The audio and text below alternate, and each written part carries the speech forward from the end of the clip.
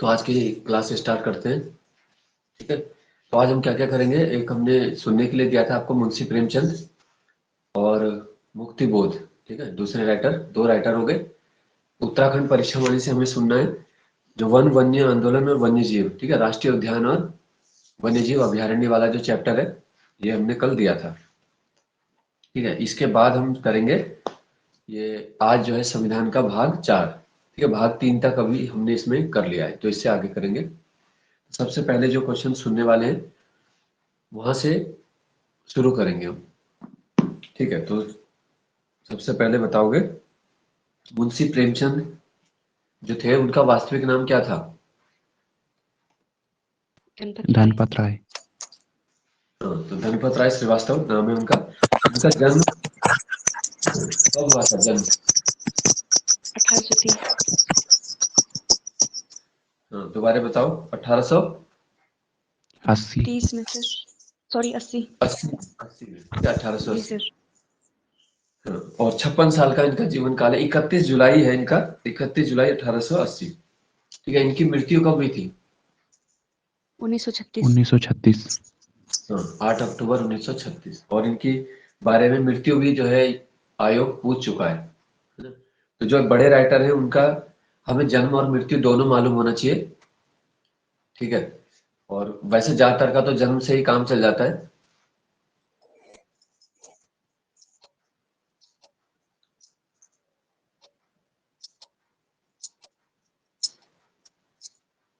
अब जो इनको देखो उपनाम दिया जाता है, जो इनके कथा सम्राट और उपन्यास सम्राट, तो गद्य की विधाओं में इन्हें महारत है। तो बताओगे कि कौन सी विधा में इन्होंने क्या लिखा है?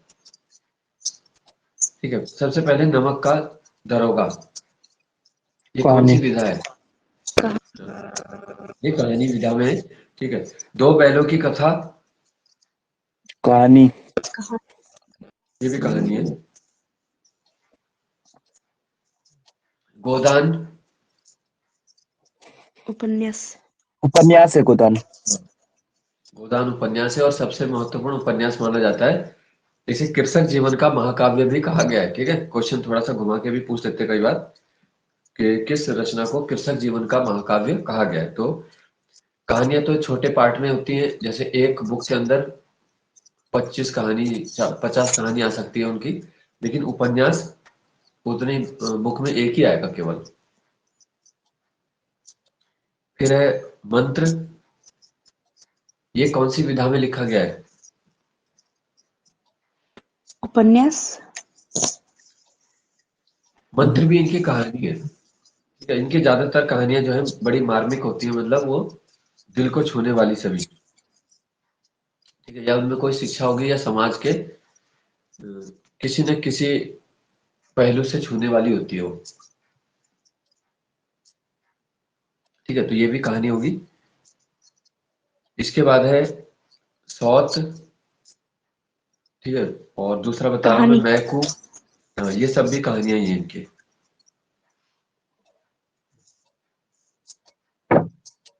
सबसे ज्यादा जो इनका विधा है वो यही है। ठीक है, इसलिए इन्हें कथा सम्राट बोला गया है। और दूसरा है उपन्यास के लिए जाने जाते हैं, इसलिए उपन्यास सम्राट भी इनको बोला गया। अब बताओगे, अगला है सवा सेर गेहूं, ये क्या है? कहानी। हाँ, ये भी कहानी है। फिर है निर्मला, प्रेमा, वरदान, उपन्यास। ये उपन्यास में आएगा इनका। उपन्यास। ठीक है, गबन क्या है? गोपन उपन्यास। गबन भी उपन्यास। उपन्यास।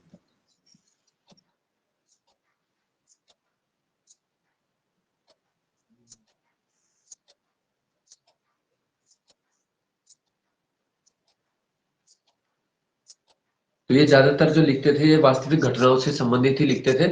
और इनकी रचनाओं में एक पात्र माना जाता है, जैसे मैकू इनकी कहानी है। और कहा जाता है कि वो अभी तक जीवित है, जिसके ऊपर इन्होंने, एक मैकू नाम का एक पहलवान था, उसके ऊपर लिखा था। तो उनकी रचनाओं का एकमात्र जो जीवित व्यक्ति है वो है मैकू। ठीक है, दूसरा हमने जो दिया था उनके बारे में पूछते हैं। गजानन माधव का जन्म कब हुआ था? 1917। 1917। चलो, तो इनका उपनाम है मुक्ति बोध। ठीक है, गजानन माधव का है मुक्ति बोध।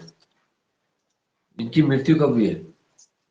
जन्म और मृत्यु दोनों इनका मध्य प्रदेश में है।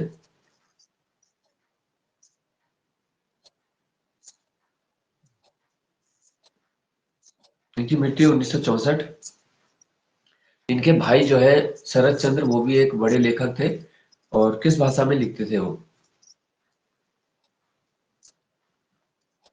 ठीक है, उनके भी कई रचनाएं प्रसिद्ध हैं। तो ये मराठी के थे। चांद का मुंह टेढ़ा है, ये किस विधा में लिखा गया? मुक्ति बोध जी के द्वारा किस विधा में लिखा है चांद का मुंह टेढ़ा है? कहानी, उपन्यास, उपन्यास काव्य उपन्यास। या उपन्यास कहानी। नहीं, ये है इनकी कविताएं हैं। ठीक है, ये एग्जाम में भी आया था ना, चांद का मुंह टेढ़ा है और भूरे भूरे खाक धूल, ये दो इनके कविताएं हैं। अब है काठ का सपना। उपन्यास। हाँ, कहानी। काठ का सपना है, कहानी है। तो बहुत ज्यादा नहीं लिखा हुआ इन्होंने, पर जो भी लिखा है बहुत महत्वपूर्ण है सारा।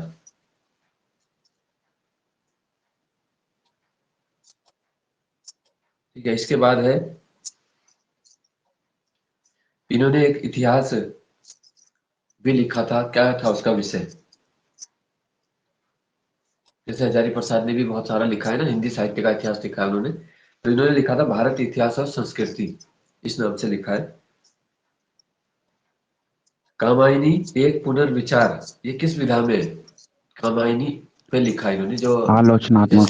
आलोचनात्मक वो है सर। हाँ, तो इनकी आलोचना कही जाएगी, आलोचनात्मक एक रचना है ये।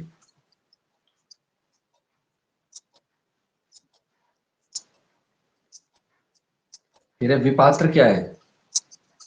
उपन्यास उपन्यास। हाँ,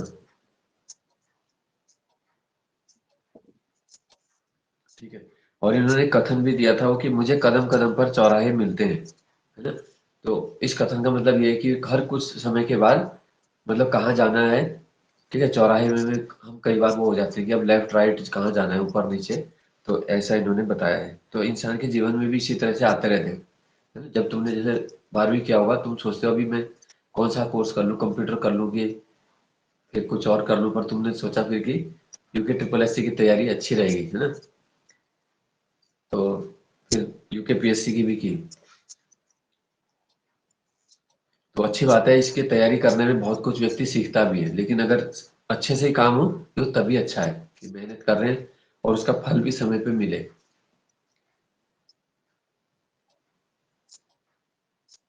ठीक है, तो इसमें तुम्हारे कुछ रचनाएं आएंगी जो यूकेपीएससी बहुत ज्यादा टफ तो पूछ नहीं रहा है अंदर, जैसे विधाएं अभी तक का जो पैटर्न है, अगर उनके पिछले 2 पेपर देखें। बाकी आगे कैसे रखेगा वो तो उस पर ही पता होगा। अब देखो, नया जो पटवारी का पेपर सेट हुआ है वो किस लेवल का है, लगभग लेवल उम्मीद है कि वही रहेगा, प्रश्न बदल जाएंगे। इसी उम्मीद के साथ देखते हैं। अब हम सुनेंगे परीक्षा वाणी से जो हमने टॉपिक दिया था। उत्तराखंड में पौध रोपण नीति कब लागू हुई? 6 6 जून जून 2006। 2006। 6 जून 2006।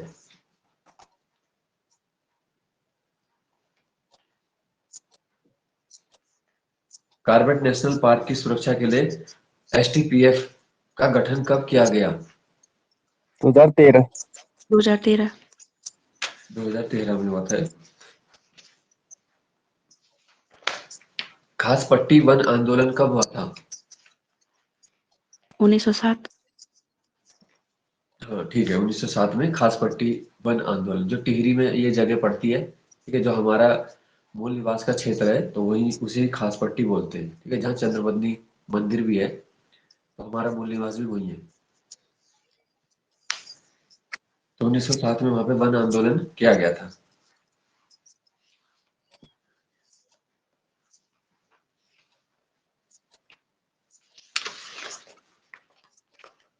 अब इनमें से बताना है कि कौन सी नदी घाटी में वन भूमि का प्रतिशत सबसे ज्यादा है। ठीक है, नयार, टॉन्स, यमुना या टॉन्स। कोसी।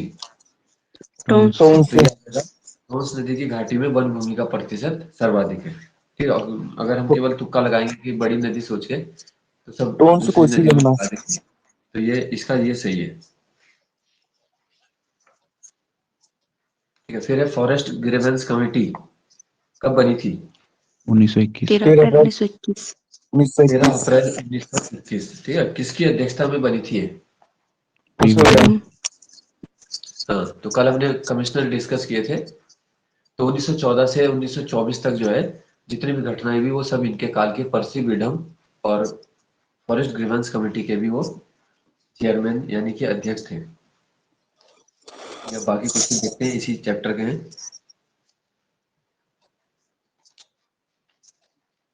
सर्वाधिक वन वाला जिला कौन सा है? पौड़ी। पौड़ी पौड़ी सबसे ज्यादा जंगल यहाँ पे। फिर है साल किस प्रकार के वनों का वृक्ष है? उपोष्ण। उष्ण कटिबंध उपोष्ण उपोष्ण कटिबंधीय कटिबंधीय। जो उपोष्ण कटिबंध के वन होते हैं लगभग कितने मीटर तक पाए जाते हैं? 700 से उपोष्ण 1200 कटिबंध, हाँ, तो इसका 1200 मीटर तक है, 750 से 1200 मीटर, तो 1200 तक ही ये उपोष्ण कटिबंध है। यानी कि साल का वृक्ष जो है वो सामान्यतः 1200 तक ही मिलेगा, इससे ऊंची हाइट पे नहीं मिलेगा। ठीक है, जैसे जैसे पहाड़ों में ऊपर जाते हैं तुमने देखा होगा कि पेड़ों के प्रकृति बदलती रहती है। ठीक है, जैसे भोजपत्र है तो सबसे ऊपर मिलेगा, है ना। चीड़ का वृक्ष ये मध्य में बहुत ज्यादा है, और मैदानी वाले में चीड़ का वृक्ष नहीं मिलता है। ठीक है, अब अगला है कि सबसे ज्यादा जो वृक्ष है उत्तराखंड में वो कौन सा है? चीड़ चीड़। पेड़ का ही वृक्ष है। ठीक है, और वो किस प्रकार के वनों में पाया जाता है? 900 से 1800 मीटर। पर्वतीय वन कोणधारी। हाँ, तो ये पर्वतीय से पहले कोणधारी, ठीक है, और 1800 के बाद पर्वतीय आ जाता है। उसमें भी जो पर्वतीय शीतोष्ण है उसका निचला भाग, यानी कि कोणधारी वन की प्रमुख विशेषता है चीड़ का वृक्ष।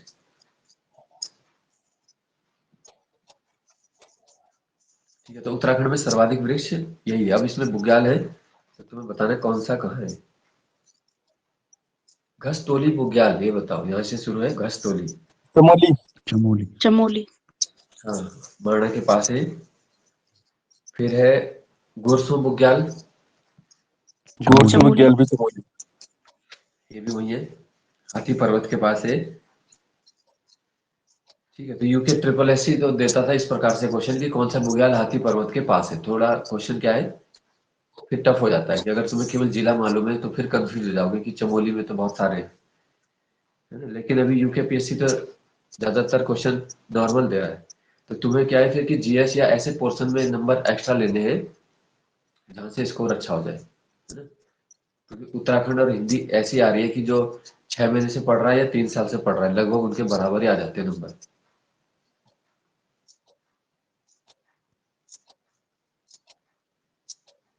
फिर अंतर है, जीके ही करेगा हाँ, तो जीएस रीजनिंग कंप्यूटर आदि जो पोर्शन है वहां पे क्या है कि एक एक क्वेश्चन तुम्हारा, है ना, मान लो तुमने कंप्यूटर का एक एक्स्ट्रा कर लिया और उसे रीजनिंग का पूरा कर लिया, और कुछ साइंस के डाल दिए उन्होंने, या जीएस का है। ठीक है, तो जीएस में भी पता नहीं होता कि कभी भूगोल से आ जाता है, कभी इतिहास से ज्यादा है, कभी राज्य व्यवस्था तो देंगे ही देंगे। तो वहां पे जो थोड़ा स्कोर कर लेगा तो वो एकदम से ऊपर आ जाएगा सेफ जोन में, मतलब। बाकी में क्या होता है, तुमने मध्यम किया हुआ है तो तुम मेरिट में आ ही जाओगे, फिर यह कि लास्ट के उसमें आ गए, और वहां पे खराब हो गया तो फिर समझो बाहर ही हो गए मेरिट से। छाया गार्ड कहाँ है? सोन गार्ड या छाया गार्ड? चमोली में उत्तरकाशी चमोली। हम हाँ चमोली उत्तराखंड। हाँ, बताओ कहाँ है, इन दोनों में से कहाँ है? तो ऑप्शन दे दिए अब तुम्हें। चमोली या उत्तरकाशी उत्तरकाशी? उत्तरकाशी। उत्तरकाशी का है, छाया गार्ड सोन गार्ड। चंद्रप्रभा एतवाल ने किस बुग्याल को पर्यटन मानचित्र पर उतारा था? दयारा दयारा। विज्ञान यह है दयारा। ठीक है, जौराई बुग्याल टिहरी। टिहरी का उत्तरकाशी है। टिहरी में है हाँ, जौराई वाला जो है वो टिहरी है। ठीक है, बरमी बुग्याल, रुद्रप्रयाग रुद्रप्रयाग। रुद्रप्रयाग हाँ, लड़ी पांगती, लड़ी लड़ी पांगती पांगटी थाला, पिथौरागढ़ पिथौरागढ़ में है पिथौरागढ़। थाला लड़कांटी रहाली रहाली, खलिया, तो ये सब नाम है इनके।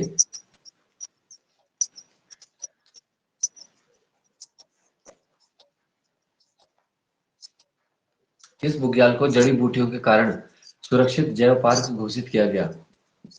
पवाली कांठा। हाँ, यह है पमाली कांठा। केदार खर्क कहाँ है? केदार खर्क उत्तरकाशी। उत्तरकाशी। चमोली। यह है उत्तरकाशी का। ठीक है, गौमुख के निकट है। हाँ, जी सर।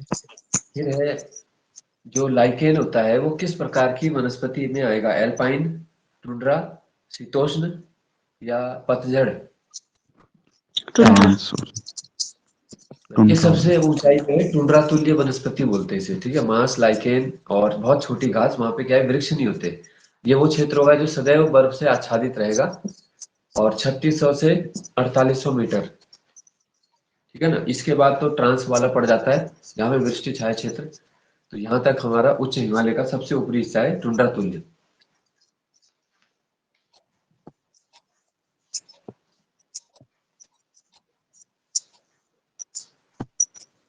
लवड़िया, पालसी, ये किन्हें कहा जाता है? पशुचारक। ये पशुचारकों को। पशुचारक है। तो ये क्वेश्चन पहले आ भी चुका है, वीडियो की किसी शिफ्ट में आया था शायद, बीच वाली शिफ्ट जो की थी। इस बार तो पालसी अगर मार सकते बकरवाल वाला आया था। तो उम्मीद है कि एक ही शिफ्ट में आयोग कराएगा, क्योंकि आयोग के पर्याप्त तो इसमें बेइज्जती भी हो चुकी है सब कुछ, तो इसलिए उनको एक ही शिफ्ट में अच्छे से पेपर करवाना चाहिए। मार्च सर में होगा सेंटर कह रहे हैं चेंज हो सर, वो सकते तो अध्यक्ष तो हैं? मार्च में होगा कह रहे सेंटर हैं चेंज हो अध्यक्ष। सकते हैं सर। चेंज हो सकता है पूरी तरह, क्योंकि अभी उन्होंने पुरानी भर्तियां ही नहीं कराई है। देखो, ये जितनी भी कार्यशाला अनुदेशक थी, मत्स्य निरीक्षक, खनिज सहायक, कितनी सारी पेंडिंग है। रैंकर की भर्ती है ना, जनवरी तो खत्म ही हो गया, अभी फरवरी का महीना है और आयोग ये भी बोल रहा है कि हमारे पास स्टाफ कम है। सबसे पहले तो मार्च आयोग से को अपनी, करेंगे। हाँ, तब वो बाकी की भर्ती करेगा।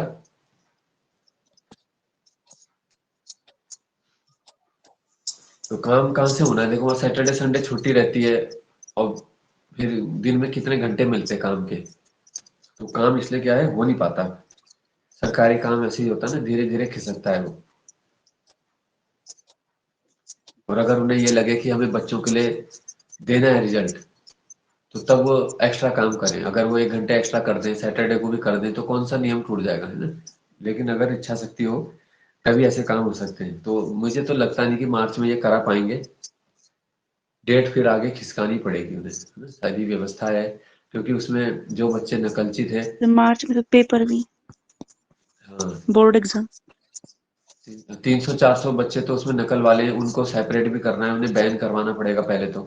क्योंकि तुम उन्हें कैसे रोकोगे? कोई कानून के हिसाब से रोक सकते हो, या एसटीएफ उनकी लिस्ट देगी तब तुम उन्हें बैन करोगे, है ना। तो वो एक, इतनी जल्दी तो ये काम होगा नहीं, और पहले पुरानी भर्तियां भी क्लियर करोगे तभी फायदा है नहीं कराने का।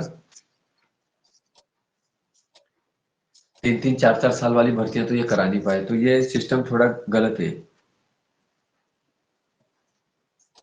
जीवन बच्चों का यहाँ उसी में चल गया, बस तैयारी में,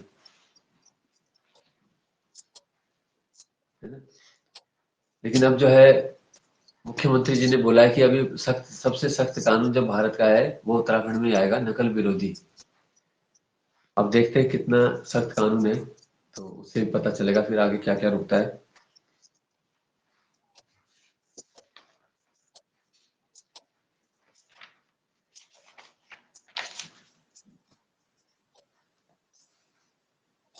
तो अगला बताओगे तुम, लीसा किससे मिलता है? चीड़। चीड़। इससे जो है राल बनती है, बिरोजा जिसे टर्पेंटाइन बोलते हैं, और कारबीन का तेल। ठीक है, तो ये सभी उसका है। फिर है क्वर्कस ल्यूकोटाइकोफोरा, क्या है? क्वर्कस बांझ। ल्यूकोटाइको। बांझ। पांच का नाम, वानस्पतिक नाम। बांझ जो है वो किस प्रकार का वृक्ष है? शीतोष्ण। शीतोष्ण। शीतोष्ण कटिबंधीय वृक्ष हो जाएगा।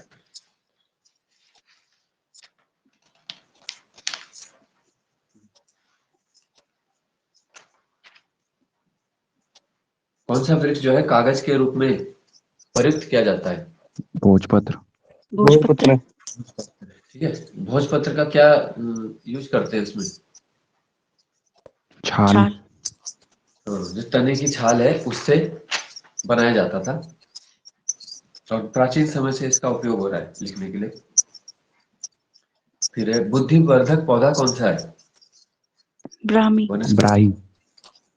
हाँ, तो ये हो जाता है। देखो ब्रह्म उसी को ही बोलते हैं, है ना? बुद्धि के लिए आता है तो ब्रह्म से ही याद रखना है। बुद्धि बहुवर्षीय शाकीय पौधा है और हरिद्वार में पाया जाता है ना? तभी देखो इसी का ही इस्तेमाल करके बाबा रामदेव ने भी अपनी बुद्धि तेज कर दी है।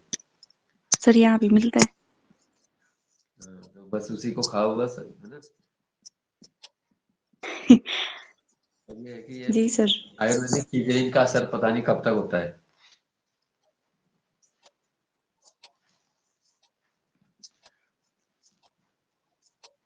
आयुर्वेदिक का असर ऐसे ही है कि तुम, है ना, कोई मरेगा भी नहीं पर बचेगा भी नहीं। मतलब होता तो है पर धीरे धीरे होता है, लॉन्ग टर्म इफेक्ट है। आयुर्वेद ज्यादातर उसको करता है कि वो प्रिवेंट कर देगा। अगर तुम जैसे तुम नीम का रस पी रहे हो तो तुम्हें बीमारी होगी नहीं, है ना? वो बीमारी होने के बाद तुम नीम का वो पी रहे हो तो फिर असर नहीं होगा ज्यादा। कैंसर के इलाज में कौन सा उपयोगी है पौधा? ये भी एग्जाम में टकसाल। एक बार आया था। तो टकसाल। टैक्सोल चलता है, पौधा कौन सा है वो? उसे बोलते हैं धुनेर। ठीक है, धुनेर। 2000 मीटर से। तुनेर। तो अमेरिका ने रिसर्च करके इससे ये साबित किया था कि इससे कैंसर का इलाज हो सकता है। तो कैंसर का इलाज ही सबसे टफ है क्योंकि वो कोशिकाएं अनियंत्रित हो जाती हैं और पता नहीं कितने प्रकार का कैंसर होता है दुनिया में। तो अगर इसका इस प्रकार से दवाइयां बनती हैं, है ना, तो बहुत ही अच्छा है। कैंसर ज्यादातर तभी होता है, जैसे अनियंत्रित कोशिका का मतलब हो गया कि जब भी हम प्रकृति के खिलाफ जाके कुछ खान पान कर रहे हैं, है ना, कोई प्लास्टिक वाली चीजें ज्यादा जा रही है शरीर में, केमिकल वाली। तो जैसे यमुना है, यमुना नदी जहाँ पे बहुत ज्यादा प्रदूषित है, तो उसके आसपास के गांव में बताया जा रहा है कि बहुत ज्यादा ये मरीज बढ़ रहे हैं। या दक्षिण भारत में जहाँ पे लाल मिर्च भी ज्यादा खाई जाती है, तो वो भी एक कारण बताया जा रहा है।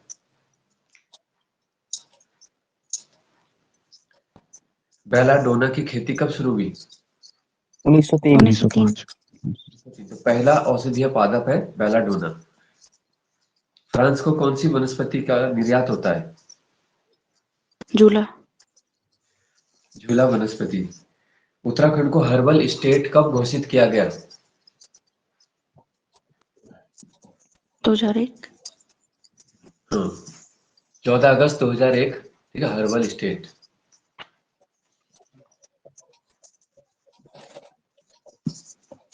सर्वाधिक जड़ी बूटी उद्योग किस जनपद में है? चमोली। हरिद्वार। हाँ, संख्या के हिसाब से वहां 300 से ज्यादा है। ठीक है, तो हरिद्वार याद रखना है। भेषज सहकारी संघ कब बना? 1972। वो तो होता है 1972 में क्या हुआ था, 1980 सहकारिता सर। विभाग दिया था। 1980 है भेषज सहकारी संघ। कुछ जड़ी बूटियों को प्रतिबंधित किया गया है, कितनी है वो? 114। 114। हाँ, तो ये 1982 के अधिनियम से प्रतिबंधित किया गया है और भारतीय आयात प्राधिकरण ने 44 पौधों को प्रतिबंध कर रखा है।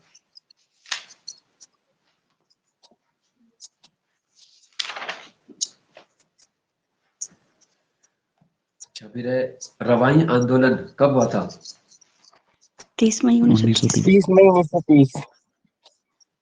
हाँ, तो कभी कभी इसका वो भी पूछ लेते हैं कि इसका कारण क्या था। तो किसानों की भूमि को वन भूमि में शामिल किए जाने का डर था, तो इसलिए लोग इकट्ठा हुए थे। वन जागे वनवासी जागे किस आंदोलन में दिया गया नारा? चिपको आंदोलन। चिपको का ही है ना, क्या चिनाब। है जंगल से उपकार, मिट्टी पानी और बयार। ठीक है, जिंदा रहने के आधार, इस प्रकार से भी दे सकते हैं। हिमालय बचाओ देश बचाओ, ये किसने दिया? सुंदरलाल बहुगुणा। सुंदरलाल बहुगुणा। पहला रेवन मैग्सेसे किसे दिया गया राज्य में? चंडी चंडी प्रसाद। चंडी प्रसाद। प्रसाद। प्रसाद भट्ट जी को। कब? 1982। 1982। कौन से जंगल को बचाने के लिए डुंगी पैंतोली आंदोलन चला था और किस जिले में चला था ये? चमोली बेतुली बाज चमोली हाँ, ये बांझ जिसे बोलते हैं हरा सोना, और वही ल्यूकोटाइकोफोरा, ठीक है, क्वर्कस ल्यूकोटाइकोफोरा। कर्कस डूबी लिकोटाइकोफोरा पैंतीस ये जो है चमोली में। पानी राखो कब शुरू हुआ है? पानी राखो 1988 1988 हाँ ठीक है, तो 80 का दशक ऑप्शन में आएगा या फिर 1988। दूधा तोरी लोक विकास संस्थान किसने बनाया? 1982 में सच्चिदानंद भारती सच्चिदानंद भारती बनाया था सच्चिदानंद भारती ने। रक्षा सूत्र आंदोलन कब और किसने शुरू किया? 1994 सुरेश भाई सुरेश भाई तेलंगाना किस जिले क्षेत्र से? टिहरी टिहरी ये टिहरी है, तेलंगाना क्षेत्र टिहरी। झपटो छीनो ये कब शुरू किया गया? झपटो छीनो आंदोलन 1998 1998 का नंदा देवी पार्क ठीक है, नंदा देवी।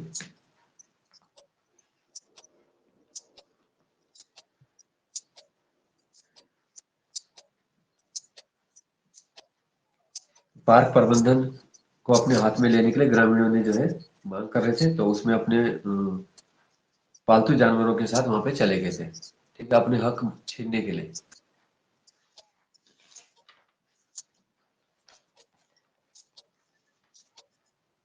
प्राचीन काल से क्या है कि जो स्थानीय लोग रहते हैं उन्हीं का हक होता है, ठीक है, और इसी के लिए अभी भी उत्तराखंड में क्या है आंदोलन चल रहे हैं, है ना, कि जो हमारे स्थानीय जंगल है उन पे किसका अधिकार है, क्योंकि गवर्नमेंट उनको प्रोटेक्टेड क्षेत्र या नेशनल पार्क घोषित करके उनमें एंट्री बैन कर देती है। लेकिन जो फैमिली उसी पार्क के पास हमेशा से रह रहे हैं तो उनका भी कुछ उस पर अधिकार होता है, लेकिन वो उनको भी फिर समझना चाहिए कि उनको गलत काम और वो नहीं करना है वहां पे जिससे पार्क में नुकसान हो। तो इसके लिए कई सारे हैं, जैसे ये टिहरी के एमएलए हैं किशोर उपाध्याय, वो उनके हक के लिए लड़ रहे हैं, ठीक है, जो किसानों का जंगलों पे हक हकूक के कानून है पुराने उसको वापस करवाने के लिए। वन पंचायत व्यवस्था कब से चल रही है उत्तराखंड में? 1931 हाँ। आर्यभट्ट सम्मान 2006 किसे दिया गया? जंगली जगत सिंह जंगली हाँ, जगत सिंह चौधरी जंगली।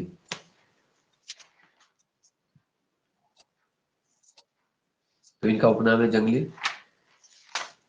रुद्रप्रयाग में मिश्रित वन खेती का मॉडल दिया था इन्होंने। नेक्स्ट क्वेश्चन है, कौन सा राष्ट्रीय उद्यान है जो 472 किलोमीटर में है? 472 में गोविंद गोविंद नेशनल पार्क कब बना था? 1980 1980 ठीक है, तो इसके सबके ईयर सबके क्षेत्रफल और इनकी स्थिति कहाँ है, ठीक है, यानी कि कौन से जनपद में।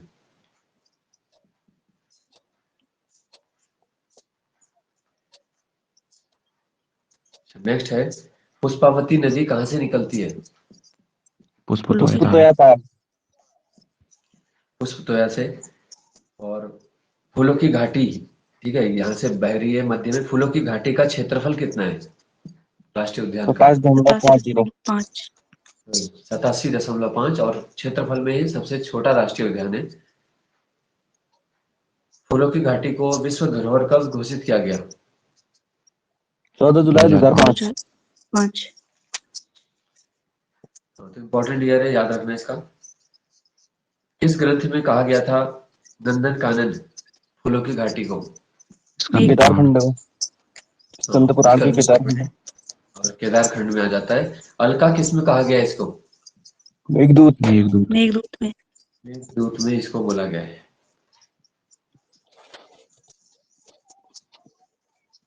फूलों की घाटी से जो है 250 किस्म के बीज कौन अपने साथ यूरोप ले गया था? फ्रैंक स्माइट फ्रैंक स्मिथ, ठीक है, फ्रैंक स्मिथ घाटी भी कह देते हैं, और उन्हीं की वजह से आज हम मतलब पढ़ रहे हैं फूलों की घाटी के बारे में, और ये नाम भी उन्होंने ही सबसे पहले अपनी पुस्तक में दिया था। द वैली ऑफ फ्लावर हाँ। नेक्स्ट आ जाता है राजाजी पार्क की स्थापना कब हुई? 1983। 1983 1983 में भी है, ठीक है। इसका क्षेत्रफल कितने और कितने 820 जनपद में है? 820.42। हाँ ठीक है। कितने जनपद में फैला है? 3 3 में सर, जनपद। देहरादून, हरिद्वार, पौड़ी। ठीक है। खरे और देहरादून इसको टाइगर रिजर्व कब घोषित किया था राजाजी पार्क को? 2015। 2015।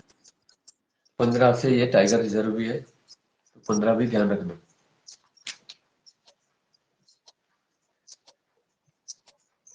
ठीक है। और सबसे पहला टाइगर रिजर्व पूरे भारत का ही, कार्बेट। ठीक है, तो वही है कार्बेट उद्यान। कार्बेट उद्यान का क्षेत्रफल 520.82। 520.82। ठीक है, 520.82 है।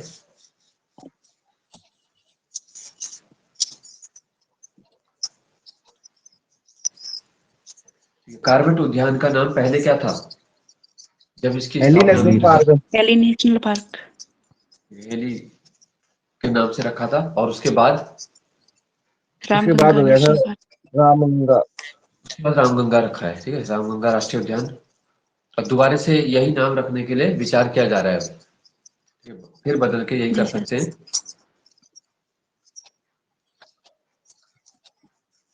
है ना, हालांकि बदलने की जरूरत नहीं थी इसमें, क्योंकि अब जैसे ये है, अभी कहीं औरंगजेब रोड है वो है ना, और कहीं तैमूर लंग के नाम से है, तो वो तो बात समझ आती है कि जिन्होंने नृशंसता की, जिन्होंने बोलते हैं ना मास कन्वर्जन किया, बड़े रूप से धर्म परिवर्तन कराया, लोगों को मारा लूटा, तो उनके तो नाम बदलने चाहिए। तो इन्होंने तो जो भी किया ठीक ही किया। इसको भी दीनदयाल कर देंगे सर। हाँ, कुछ भी कर देंगे, ठीक है।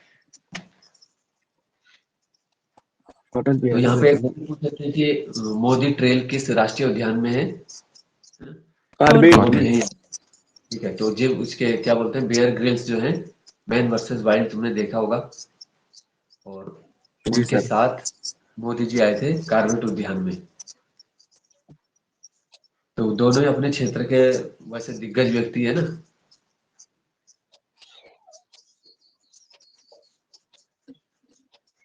कार्बेट पार्क जो है कितने जिलों में है? 2, 2। पौड़ी, नैनीताल नैनीताल। पौड़ी। हाँ, ठीक है। और जिम कार्बेट की प्रसिद्ध पुस्तक कौन सी थी? जंगल, man eater of Kumaon. Man eater of Kumaon. हाँ, तो सबसे फेमस तो इनकी वही थी, मैन ईटर्स ऑफ कुमाऊं, जो कुमाऊं की आदमखोर बाघिन के ऊपर इन्होंने लिखी थी। फिर थी man eating leopard of Rudraprayag, ठीक है। और एक है ट्री टॉप्स, जो अंतिम बुक है, ट्री टॉप्स। फिर इनकी आत्मकथा आती है, एक बताई थी मैंने, कौन सी है? Jungle lore, jungle lore. The jungle lore. जंगल लोग। की आत्मकथा है। और एक और थी टेम्पल टाइगर, है ना, और एक है माई इंडिया। तो ये सब किताबें माई इनकी। इंडिया। इन्हें गोरा ब्राह्मण भी कहा जाता है। नेक्स्ट है, अब है वाइल्ड लाइफ सेंचुरी। जो नंदौर की स्थापना कब हुई है? वाइल्ड लाइफ सेंचुरी पूछ रहे हैं, 2012 में। वन्य जीव। 2012 2012 में।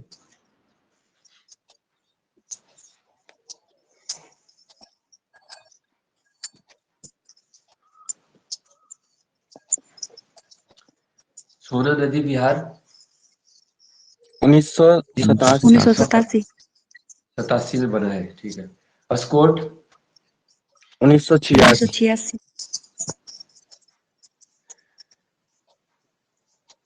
तो ये लगातार है, 86, 87 और 88 वाले तो तुम्हें पढ़ के याद हो जाएंगे बार बार। बिनसर बिनसर, 1988। हम्म, 1988 बिनसर आ है जाएगा। बिनसर। केदार बिहार कब बना था? केदार वन्य जीव 1972। 1972 में। 72।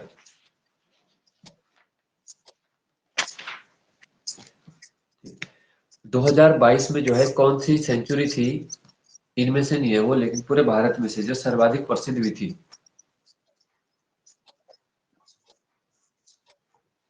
या नेशनल पार्क या सेंचुरी 2022 में, जो उसके कारण था चीते के कारण, ठीक है, तो वो वाला कुनो, हुआ था कुनो। सब। कुनो नेशनल पार्क है मध्य प्रदेश का। नेशनल पार्क है, तो उसी के अंदर जो है चीता अभयारण्य उसी के अंदर बना है।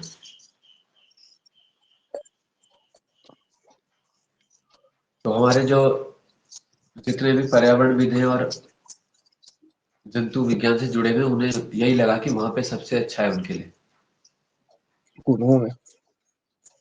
हाँ,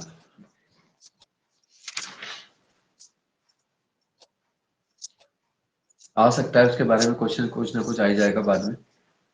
अच्छा, अब है वन्य जीव बोर्ड की जो स्थापना है वो वन्य जीव अधिनियम की किस धारा में हुई है? 6. वाइल्ड लाइफ प्रोटेक्शन एक्ट 1972, ठीक है, इसकी धारा जो 6 है उसके अंतर्गत वन्य जीव बोर्ड के गठन का प्रावधान है। और इस वन्य जीव बोर्ड के अध्यक्ष कौन होते हैं? सीएम। CM. सीएम ही इसके पदेन अध्यक्ष होते हैं। राज्य की ज्यादातर समितियां या बोर्ड के अध्यक्ष मुख्यमंत्री होते हैं। और भारत में जो भारत के स्तर पे होगा वो कौन है? प्रधानमंत्री। सीएम। प्रधानमंत्री हो जाएंगे, जैसे नीति आयोग, राष्ट्रीय विकास परिषद, राष्ट्रीय वैज्ञानिक अनुसंधान परिषद, ठीक है, तो राष्ट्रीय स्तर में प्रधानमंत्री। टाइगर वॉच योजना 1991-92। 91. हाँ, ठीक है।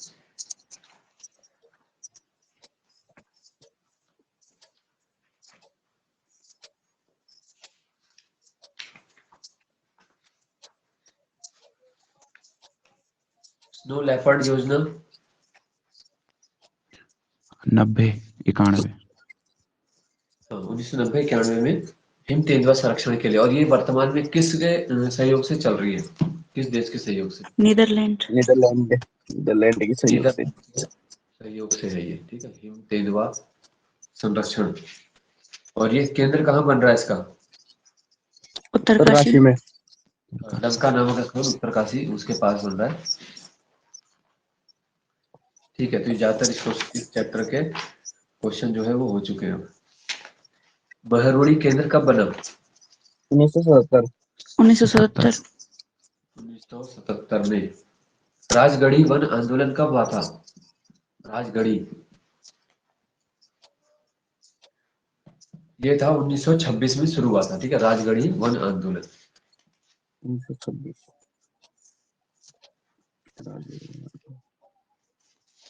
किसान आंदोलन का जनक उत्तराखंड में किसे कहा जाता है? गोपाल सिंह राणा। हाँ, ठीक है, गोपाल सिंह राणा। सर्वाधिक वन किस ऊंचाई के क्षेत्र में मिलते हैं? 1800 से 3000। 1800 से 3000 में मिलते हैं। उत्तराखंड का पहला चिड़ियाघर देहरादून को कब घोषित किया था? देहरादून जू को 2016। 1976.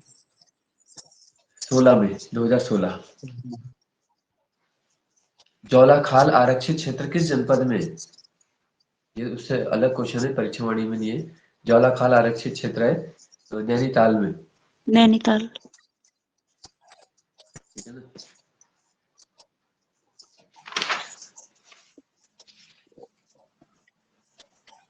बस 5 मिनट हिंदी का पूछ लेता हूं मैं और फिर हम शुरू कर रहे हैं भाई अपना भाग 4।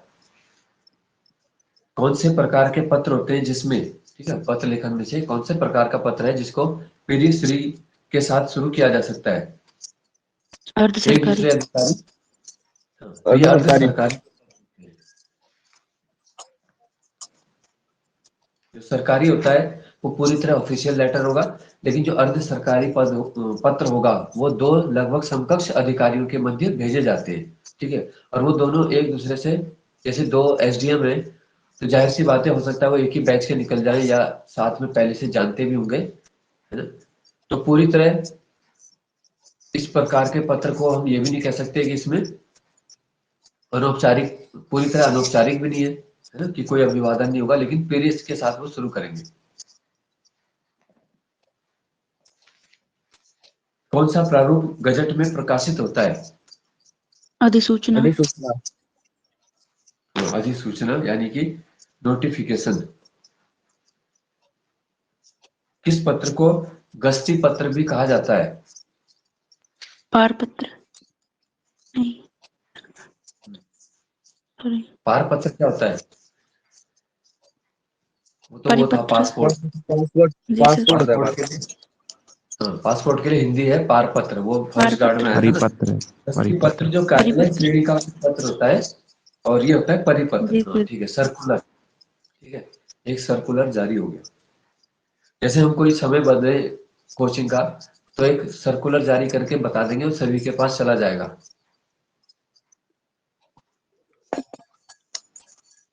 पूर्व में प्रेषित पत्र की याद दिलाने के लिए कौन सा पत्र भेजा जाता है? स्मारक। अनुस्मारक। तो ये हो जाएगा अनुस्मारक। अनुस्मारक भेजा जाएगा। और तब भी जवाब नहीं आता तो वो भी कई सारे भेजे जा सकते हैं, रिमाइंडर। कार्यालय पत्र किस प्रकार के पत्र होते हैं? औपचारिक, अनौपचारिक या दोनों? औपचारिक। औपचारिक। कार्यालय केवल औपचारिक होगा, औपचारिकता उसमें जरूरी है करनी। ठीक है, जिस भी अधिकारी को कर रहे हो उसको संबोधन करना जरूरी है। चाहे तुम जिलाधिकारी को लिख रहे हो या किसी मंत्री को लिख रहे हो। ठीक है, वरना क्या है कि वहां से तुम्हारा लेटर वापस आ जाएगा, लेंगे ही नहीं वो। तो उसमें प्रॉपर तुम्हें संबोधन जरूरी है। ठीक है, तो परिपत्र के लिए ऐसे भी आ सकता है कि जब कोई पत्र, एक ही पत्र बहुत सारे लोगों को एक साथ भेजा जाता है तो सर्कुलर बन जाता है, परिपत्र की श्रेणी।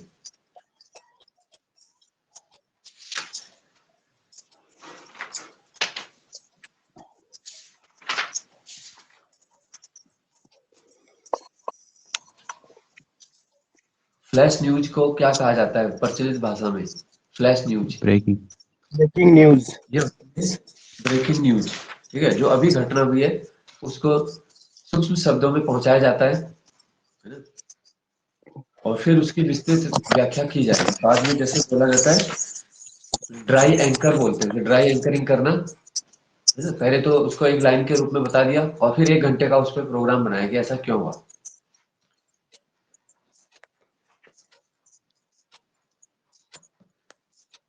जैसे वो गुजरात में पुल हादसा हुआ था, मोरबी पुल हादसा, पुल गिर गया तो वो ब्रेकिंग न्यूज आई। और फिर उसके कई दिनों तक क्या है कि फिर डिटेल दिखाते रहे कि वो पुल कैसे बना था, किसकी गलती है, क्या क्या हुआ।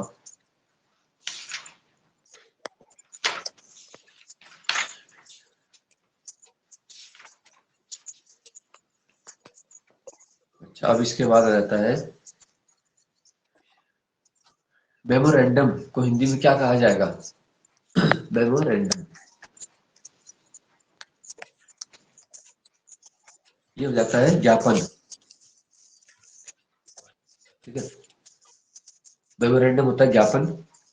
जैसे बोलते हैं कि आज ज्ञापन प्रस्तुत किया गया, ज्ञापन सौंपा गया। फिर है इंडोर्समेंट। ये कार्यालय जो शब्दावली है तो वो पूछ सकते हैं। ठीक है, जिस प्रकार से पासपोर्ट का पूछा था कि पासपोर्ट के लिए क्या है हिंदी में। तो इंडोर्समेंट होता है पृष्ठांकन करना। ठीक है, पृष्ठांकन हो जाता है। रिजोल्यूशन, रिजोल्यूशन के लिए हिंदी में आता है संकल्प या प्रस्ताव। जैसे बोलते हैं रिजोल्यूशन विधानसभा ने एक जी पास सर। किया है, तो एक संकल्प या प्रस्ताव को लाके पारित किया है। जैसे अब नकल विरोधी कानून का प्रस्ताव पास होने वाला है तो सरकार उसका अध्यादेश लाएगी, क्योंकि अगली कैबिनेट की बैठक में तो वो प्रस्ताव पास हो जाएगा। और फिर उसको प्रॉपर पास करवाना पड़ता है, तो उतने उतने से पहले, क्योंकि फिर परीक्षा कैसे होगी, तो फिर राज्यपाल का अध्यादेश क्या है 6 महीने तक के लिए रहेगा। और उसी के बीच में फिर अगर इच्छा शक्ति होगी सरकार की तो 6 महीने में कानून बना देंगे, नहीं बनेगा तो वो अध्यादेश स्वतः समाप्त हो जाता है 6 महीने में।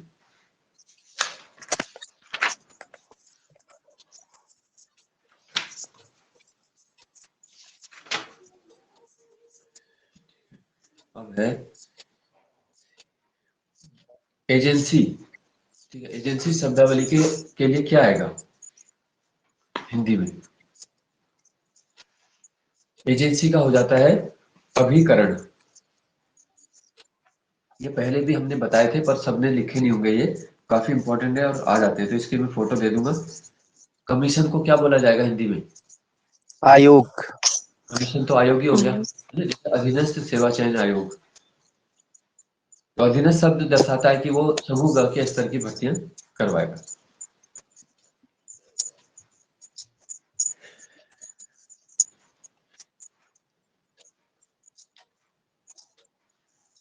कॉन्ट्रैक्ट,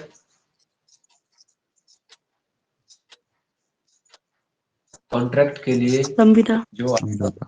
वो हो जाता है संविदा। तो शुद्ध हिंदी में बोला जाएगा संविदा। और वैसे नॉर्मली उसमें क्या बोल देते हैं हम, जैसे ठेका देना, जैसे हम बोलते हैं कि हमने कॉन्ट्रैक्ट दे दिया, कॉन्ट्रैक्टर यानी ठेकेदार।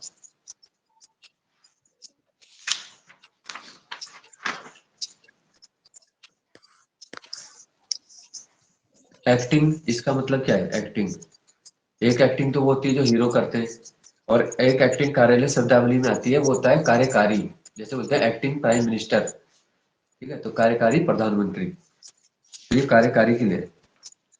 फिर एक ग्रांट, हिंदी में क्या बोलेंगे ग्रांट को? अनुदान, हाँ, ग्रांट हो जाता है अनुदान। ठीक है, अनुदान का मतलब जैसे एक अनुदान होता है, एक ऋण होता है, उसमें क्या अंतर है? अनुदान जो है वो वापस नहीं किया जाता, वो दान है समझो। ठीक है, जैसे सरकार ने गरीब बच्चों को 10,000 अनुदान दिया, मतलब वापस नहीं करना है। और ऋण तो लोन की तरह हो गया, वो वापस करना है। और लोग ऋण भी अनुदान की तरह ही समझ के ले लेते हैं सरकार से कि देना है नहीं हमने, है ना। और सरकार का तो देना भी क्या है, वैसे जब मंत्री लोग करोड़ों के घोटाले कर रहे हैं यहाँ, तो सर जनता के लिए भी अच्छी अच्छी योजनाएं आनी चाहिए, उनको कुछ बेनिफिट मिले। अब आ जाते हैं संविधान के अंदर। ठीक है, आज है भाग 4, जिसका उद्देश्य है कि कल्याणकारी राज्य की स्थापना करना।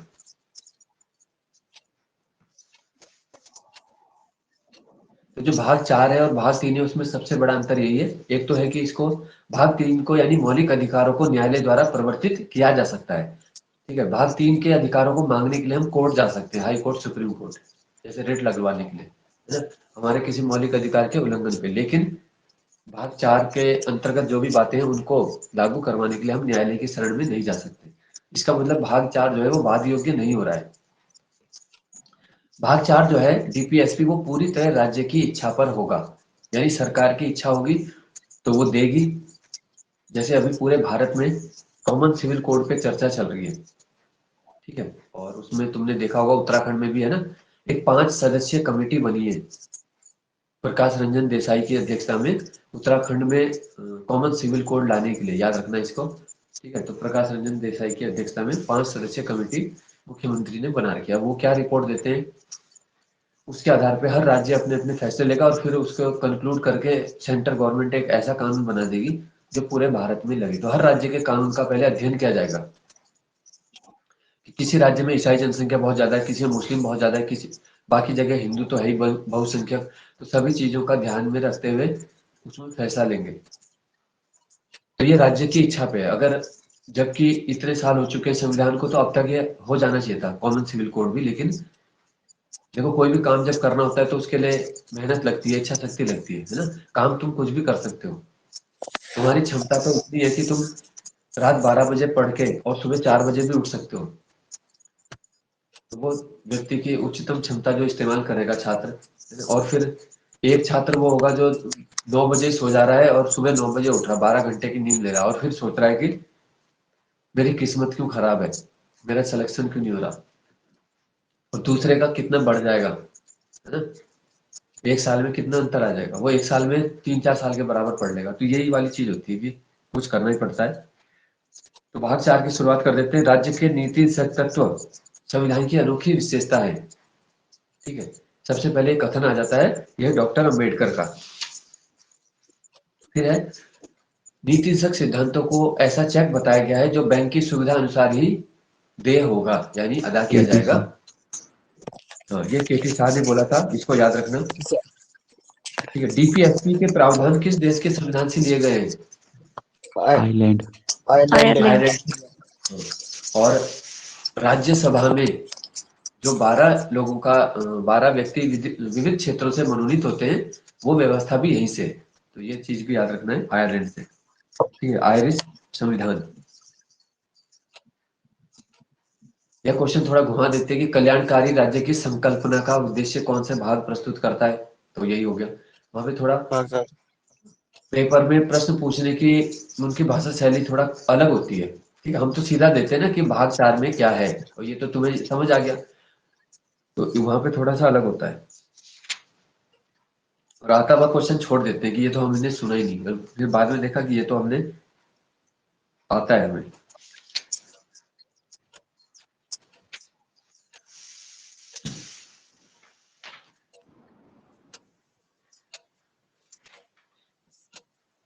अच्छा, अब ये है, राज्य प्रत्येक स्त्री पुरुष को समान रूप से जीविका का साधन उपलब्ध कराने का प्रयत्न करेगा। कौन सा आर्टिकल बोलता है ऐसा? 39। 39। ठीक है, 39। हाँ, मोटे तौर पे लूसेंट में दिया ही है कि समान कार्य समान वेतन की बात करता है ये, लेकिन इसके अंदर बहुत सारे प्रावधान हैं। जैसे क में तो ये आ गया, स्त्री पुरुष को समान जीविका का साधन देगा, तो जब समान जीविका मिलेगी वेतन भी समान ही मिलेगा।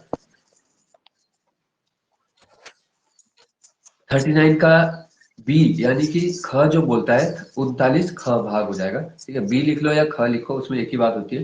भौतिक संसाधन का राज्य ऐसी व्यवस्था करेगा जिससे सार्वजनिक हित अधिक से अधिक हो। यानी राज्य कोई जैसे पार्क बना दे, कोई कॉलेज बनाए, कोई आश्रम बनाए, ज्यादा से ज्यादा ऐसी चीजें बनाएगा जिससे सार्वजनिक हित हो। ठीक है, केवल मान लो कोई सरकारी बिल्डिंग बना दी और वो कुछ सीमित लोगों के काम आ रही है, तो वो इसके अंदर नहीं आएगा, वो अलग है।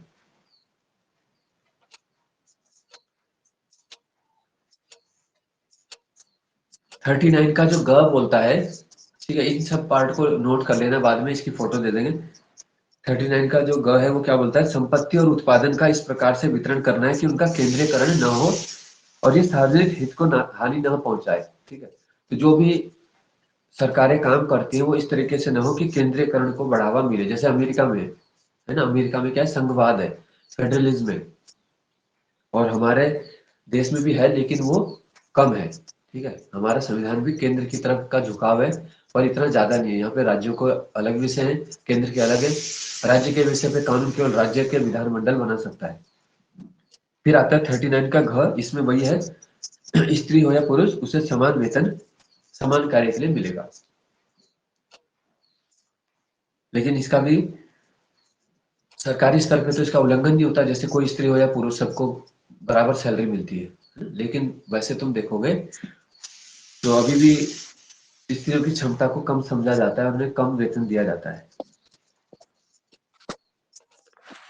39 का जो ड पार्ट बोलता है इसके बाद वाला ई, यानी कि बालक या सुकुमार अवस्था के बच्चों का जो है दुरुपयोग न किया जाए, उन्हें ऐसे काम में न ढकेला जाए।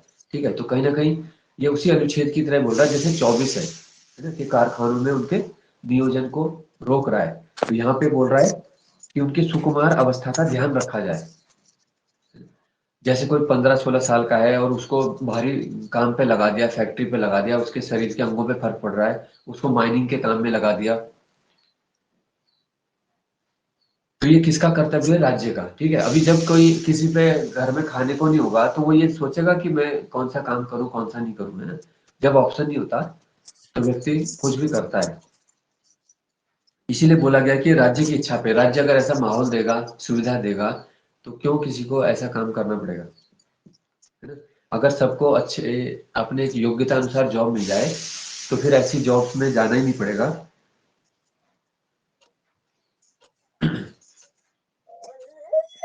फिर इससे अगला पार्ट आ जाता है जो 39 का एफ बोलता है, बच्चों और युवकों के शोषण से रक्षा की जाएगी।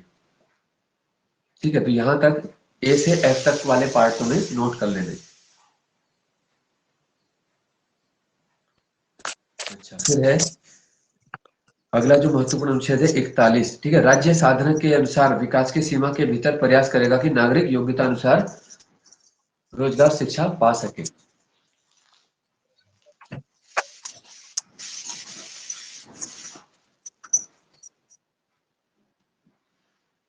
अब है प्रसूति सहायता, ये बताओ किसमें है प्रसूति सहायता का बंद? 42। 42। तुमने वो देखा होगा कि ये मातृत्व अवकाश भी पहले से बढ़ा दिया है ना, बहुत सारी चीजें हैं सरकारी उसमें और पहले से बहुत ज्यादा कर दी। ठीक है, 6 महीने पहले मिलता है, फिर 1 साल फिर मिलता है। अब पितृत्व अवकाश भी मिलने लगा है, पिता को भी बच्चे के जन्म के समय कुछ छुट्टी मिलती है। ठीक है, तो ये प्रसूति सहायता को बढ़ाया जा रहा है। फिर है 43, इसमें क्या है, बहुत इंपॉर्टेंट है। 43 सहकारी समितियां। कुटीर उद्योग वगैरह। जी सर। एक तो सहकारी कुटीर उद्योग आ जाते हैं। दूसरा जो 43 है, देखो इसी के अंदर मनरेगा है। ठीक है, तो इसके लिए तुम्हें एक लाइन बस याद रखनी है। क्या याद रखना है, कर्मकारों के लिए निर्वाचन मजदूरी। ठीक है, कर्मकारों के लिए निर्वाचन मजदूरी, यानी कि जो भी काम करने का इच्छुक है उसे काम मिलने का अधिकार है कहीं ना कहीं। तो अधिकार होगा तो फिर तो 3 में आ जाएगा, अधिकार नहीं है राज्य देगा। ठीक है, तो राज्य ने दे दिया। और जो नरेगा की व्यवस्था थी वो कब आई थी? 2006। 2006। 2006। से आई थी, और 9 में उसमें गांधी जी का नाम जोड़ा गया। ठीक है, 2 अक्टूबर से। तो ये याद रखना, राष्ट्रीय रोजगार गारंटी कानून है वो, और दुनिया की सबसे बड़ी रोजगार देने वाली सरकारी योजना है ये भी याद रखना। तो आर्टिकल 43 के अंदर आ जाएगा सीधा सीधा मनरेगा। इसी तरह देखो, हर आर्टिकल कोई ना कोई योजना की अपेक्षा करता है सरकार से। तो अगर सरकार 36 से 51 को लागू करती है तो इसे कहा जाता है ये राम राज्य की अवधारणा है ना। अगर भाग 3 और 4 लागू हो गया तो किसी अनुच्छेद की जरूरत ही नहीं है फिर। लेकिन होता कहाँ है वो, ये ज्यादातर अनुच्छेद क्या होते हैं, हमें देखने के लिए मिलते हैं। जैसे अनुच्छेद 14 है कि विधि के समक्ष समानता, है ना। चाहे तुम कुछ भी हो, सबके लिए विधि समान है। चाहे तुम अमीर हो गरीब हो, कोई मंत्री है या साधारण किसान है, सबके लिए। लेकिन ऐसा होता कहाँ है, पुलिस तो सबसे पहले तुमसे यही पूछेगी बैकग्राउंड क्या है ना। और तुमसे फिर उसी प्रकार का व्यवहार किया जाएगा। तो तुमने कह दिया मैं तो साधारण हूँ, मेरा कुछ नहीं है, तो 2-4 रुपए वाली कर देंगे वो तुम्हारे बोनस। और तुमने बोला जी मेरे पिताजी ये हैं, है ना, ताऊ जी एमएलए हैं, तो वो तुमसे फिर ऐसी बात करेंगे। उन्हें पता है यहाँ से सोर्स ऑफ इनकम आ सकता है। तो ये सच्चाई है। देखो हमारे सबसे ज्यादा भ्रष्ट विभाग वो है जो सबसे अच्छे होने चाहिए। इनकम टैक्स, है ना, पुलिस। स्थिति ये है कि हमें इस चीज को खुले बोल पा रहे हैं, क्योंकि वो चीज खुद है और उन्हें भी खुद ही पता है ये भ्रष्टाचार का स्तर कैसा है किस जगह। तो ये सब है ना। और क्योंकि खुद ये अनुभव किया जाता है। देखो मेरे कुछ स्टूडेंट है, वो बनाने गए थे चरित्र प्रमाण पत्र जो होता है थाने में, है ना। अब उनसे भी कुछ पैसे मांगेंगे, जैसे 300 रुपये। तो उन्होंने कहा हम देंगे नहीं, हम बड़े ऑफिस जाएंगे जहाँ देहरादून में एसपी का ऑफिस है। तो उन्होंने कहा वहाँ 500 रुपये लगते हैं, है ना, मतलब वहां भी जुगाड़ी विधि से होगा। तो उन्होंने कहा यहाँ पे तुम्हारा सस्ता काम किया जा रहा है, ये समझो, है ना? जबकि जो इस प्रकार के काम है एफआईआर लिखना आदि, ये तो सब निःशुल्क ही है।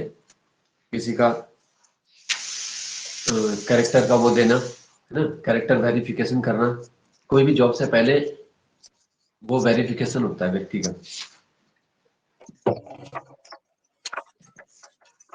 फिर है अनुच्छेद 140 रह गया। 40 में क्या था? पंचायतों का गठन। पंचायतों का ग्राम गठन। पंचायत। ग्राम पंचायत का गठन।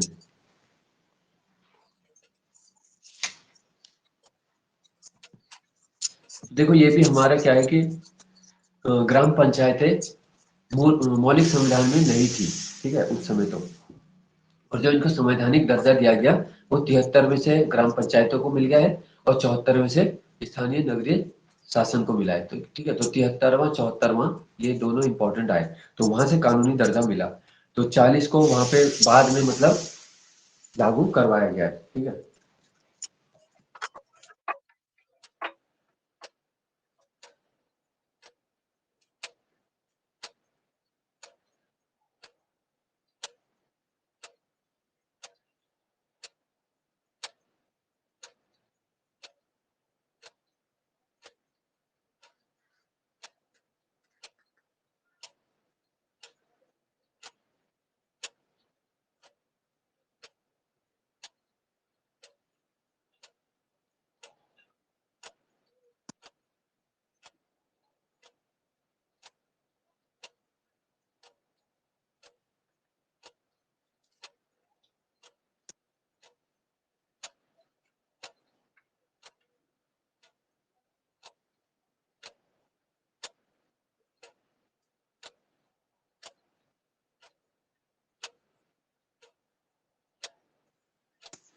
अच्छा, तो अब इसे खत्म करते हैं। ठीक है, थोड़ा सा लास्ट क्वेश्चन पूछ के।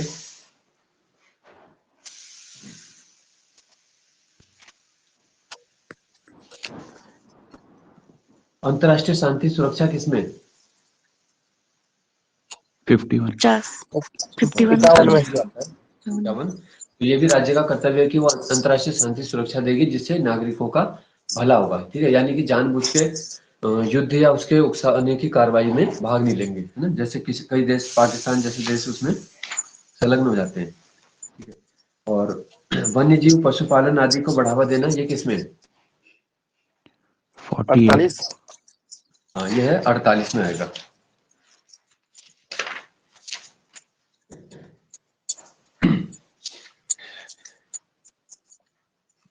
अच्छा, नेक्स्ट आ जाता है हमारा मौलिक कर्तव्य। ये कौन सा भाग है? 4 का कौ। 51 का को। ठीक है, 4 में ही आता है, मतलब क्योंकि ये पहले नहीं था तो इसके लिए कोई अलग से भाग नहीं बना सकते, और दुनिया में किसी भी देश के संविधान में ये व्यवस्था नहीं है। ठीक है, तो केवल रूस के संविधान में कर्तव्य थे, इसलिए वहां से लिया गया है ना, मौलिक कर्तव्य। तो रूस के संविधान की देन है। कौन सी समिति की सिफारिश के आधार पर आया था? सरदार स्वर्ण सिंह। स्वर्ण स्वर्ण सिंह समिति की सिफारिश पे। तो जो मौलिक, मतलब जब पहली बार जोड़े गए कितने कर्तव्य थे? 10। 10 10 कर्तव्य थे। ठीक है, तो अनुच्छेद 51 क के अंतर्गत इनको जोड़ा गया।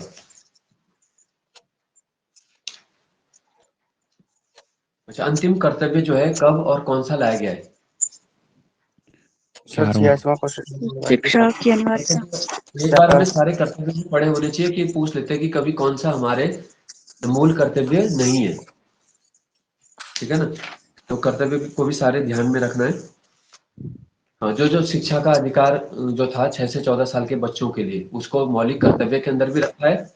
आर्टिकल कौन सा है उसमें, जो 21 का एक कौ। जगह उसमें, हाँ, और डीपीएसपी में भी रखा है, 21 के ए में भी रखा है। ठीक है, संविधान में हर जगह उसको स्थान दिया गया है। अच्छा, किसने कहा था कि अधिकार का स्रोत कर्तव्य है? कर्तव्यों के महत्व को देखते हुए गांधी जी ने बोला था। ठीक है, अधिकार का स्रोत कर्तव्य है। तो गांधी जी का कथन है, याद रखना। और लास्ट क्वेश्चन है आज का कि स्वर्ण सिंह समिति ने मूल रूप से कितने कर्तव्यों की संस्तुति की थी? ठीक है, तो यह है 8। उन्होंने 8 कर्तव्यों के लिए बोला था, लेकिन अ, बाद में 10 जोड़े गए ना, 10 से शुरुआत की गई, तो उन्होंने 8 के लिए लेकिन अनुशंसा की थी। ठीक है, तो आज के लिए इतना ही है। कल मिलते हैं फिर, और जो भी तुम्हें इसकी फोटो वगैरह है वो उसमें दे दी जाएगी, और बाकी जो कल का टॉपिक भी दे देंगे। ठीक है, दिन तक बता देंगे। जी thank you sir. Sir. Thank you sir. धन्यवाद सभी का।